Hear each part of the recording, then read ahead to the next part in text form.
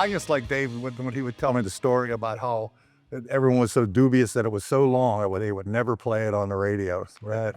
And if you don't hear it at least once a day on classic rock radio, you know. Even the radio edited version is long. Well, I really think it changed the industry in that respect. Because I think it broke for whoever wanted to have an extended ending and not have their solo cut out. Actually, when we finished mixing the album up in Suntrunner Studios in Vermont, and I was just me and Nick left there. We were mixing Sunride because we decided that was a single. Most of the time, the band left it up to the record company, but Nick and I said, no, Sunride's a single. I think Save Your Lovin' was the B-side.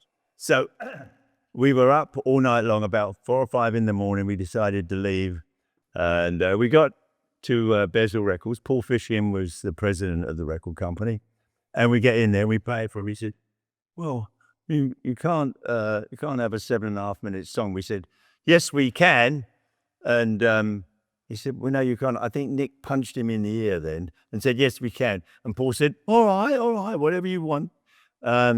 Eventually, though, the radio stations cut it down to 4 minutes. I think Nick actually did an official edit, but yeah, 7.5 minute songs. Actually, Foghat is famous. I Just Want to Make Love to You. How long is that now? Now it's like 9.5. It got up to such a length of like 15, 20 minutes at one of our live albums.